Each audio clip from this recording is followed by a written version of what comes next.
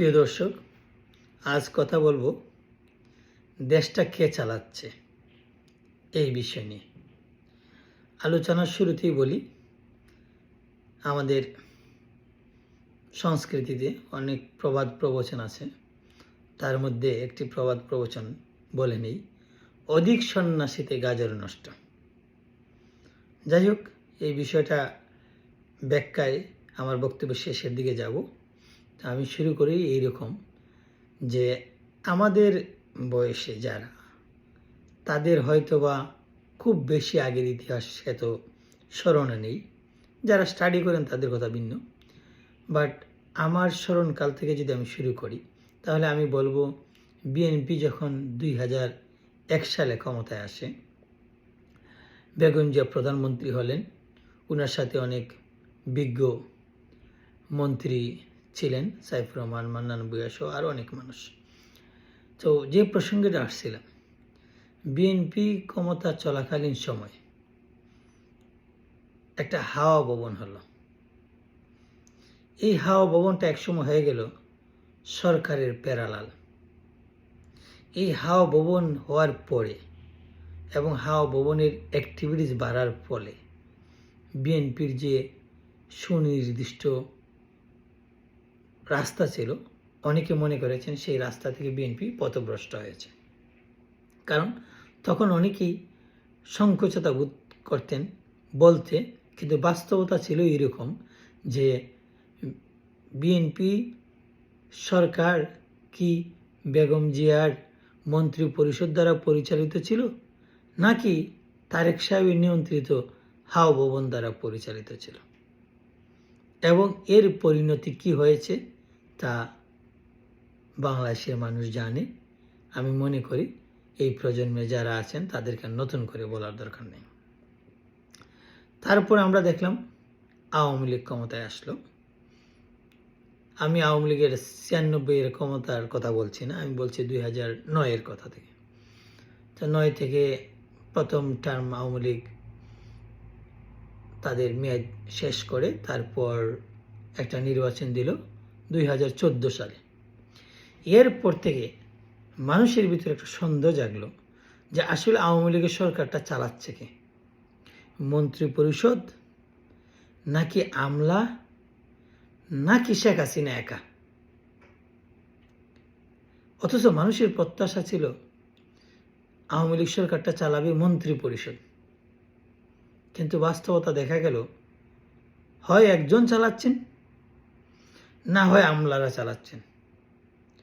যেখানে একজন এমপিকে জেলা প্রশাসকের যথেষ্ট শ্রদ্ধা করার কথা, কিন্তু বাস্তবতা আমরা দেখলাম জেলা প্রশাসক দূরের কথা, এসপি দূরের কথা, কোথাও কোথাও ওসি সাহেবও এমপিকে গুরুত্ব দিতে চাইতেন না। তাহলে ফলাফলটা কি হলো? যার শাসন পরিচালনা করার কথা সে যদি না করে, তাহলে যা হওয়ার তাই হয়, এবং আওয়ামী লীগের পরিণতিটাও তাই হয়েছে। এই যে পুলিশ দ্বারা সরকার পরিচালনা, এখানে একটা কথা বলি, বাংলাদেশের আসপেক্টে যদিও প্রত্যেকটা অফিসে ঘুষ চলে, কিন্তু বাংলাদেশের আসপেক্টে করোনার সময় পুলিশের ভূমিকা ছাড়া কখনোই পুলিশের ভূমিকা নিয়ে দেশের মানুষ সন্তুষ্ট ছিল না। মানুষ একজন ভদ্র পুলিশ অফিসারকে মনে করতো এটা একটা ঘুষখোর, সোজা কথা। তারপর এখানে সিটার বাটফার ছিল, এটা শেয়ার করার উপায় নাই। হয়রানি ছাড়া এদের কোনো কাজ ছিল না, আইনের শাসন ছিল না। একদম বাংলাদেশের স্বাধীনতা যুদ্ধের পর থেকেই এই যে চরিত্র হননের কাজটা, এটা যেন একসময় নিয়ম হয়ে গেছিল, নিয়মটাই নিয়ম। এই প্রসঙ্গে একটা জিনিস বলেই ফেলি। এটা বলার অর্থ হলো যে কিছু জিনিস আছে সাথে সাথে প্রতিরোধ না করলে ও নিয়মটাই অনেক সময় গ্রহণযোগ্য নিয়ম হয়ে যায়। যেমন বাংলাদেশের সরকারি কর্মকর্তা কর্মচারীদের ঘুষ খাওয়াটা। তারপর বাংলাদেশে কিছু ধর্মীয় বক্তা আছে যাদের অন্য ধর্ম নিয়ে খুবই বিশ্রীভাবে বক্তব্য। এই জিনিসগুলা যদি শুরুতেই কন্ট্রোল করা যেত, তাহলে আজকের এই পর্যায়ে আসতো না। এগুলো শুরুতে কন্ট্রোল করার বিষয় ছিল না। যারা উগ্র বক্তব্য আজ থেকে 20 বছর আগে, তাদের 1-2 জনকে ঠিক মতো সাইজ করলে অন্যরা মাথা তুলে দাঁড়ানো সাহস পাইতো না। তারপর এই যে প্রশাসনে বা পুলিশে যারা ঘুষ খাইত এদের দায়িত্ব এনে সাসপেন্ড করলে এই পর্যায়ে আসতো না। এখন তো অবস্থা এমন হয়েছে, এখন ওই যে বলে না যে লুম বাঁচতে গেলে কম্বল খালি হয়ে যাবে। আচ্ছা, এখন আমি মূল প্রসঙ্গে আসি যে দেশটা চালাচ্ছে কে। এই যে বর্তমান সরকার ক্ষমতায় আসলো, ইউনূস সাহেবের সরকারি যদি বলি, মানুষ এখন বুঝতে পারছে না সরকারটা কি ইউনূস সাহেব চালাচ্ছে, নাকি আসিফ নজরুল গং চালাচ্ছে, নাকি মাহফুজ গং চালাচ্ছে, নাকি জামাত চালাচ্ছে, নাকি সেনাবাহিনী চালাচ্ছে, নাকি বৈষম্য বিরুদ্ধ ছাত্র সংগঠন চালাচ্ছে। মানে একটা মানুষের মাথায় কাজ করতে পারতেছে না, মানুষ বুঝতে পারতেছে না দেশটা আসলে কে চালাচ্ছে। এইভাবে তো দেশ চলতে পারে না। দেশটা চালাবে একটা শ্রেণী যাদের অবস্থানটা পরিষ্কার থাকবে, মানুষ বুঝতে পারবে ওরা ডিসিশন মেকার। এখন তো আমরা দেখি ইউটিউবাররা প্রবাস থেকে সিদ্ধান্ত দেয় এবং এই সিদ্ধান্ত বৈষম্য বিরোধী ছাত্র সংগঠন বাস্তবায়ন করে। তাহলে সরকার কি ঘাস কাটে? এবং এই যে সেনাবাহিনীর প্রধান বললেন যে উনি দায়িত্ব নিয়েছিলেন আইন শৃঙ্খলার উন্নতি, আসলে কি আইন শৃঙ্খলার উন্নতি হয়েছে? এটা তো ঘুষ আর ওই যে ধর্মীয় বক্তারা যেভাবে অন্য ধর্মীয় লোকের গালিগালাজ দেয়, এইরকম অলিখিত নিয়ম হয়ে গেছে এখন ছিনতাই দর্শন বাংলাদেশে। একটা মানুষও নিরাপদ নাই। আমরা তো এরকম আশা করি নাই। সাধারণ মানুষ নিরাপত্তা চায়। সাধারণ মানুষ কোনো পার্টির জন্য অন্ধ না, কোনো ব্যক্তির জন্য অন্ধ না।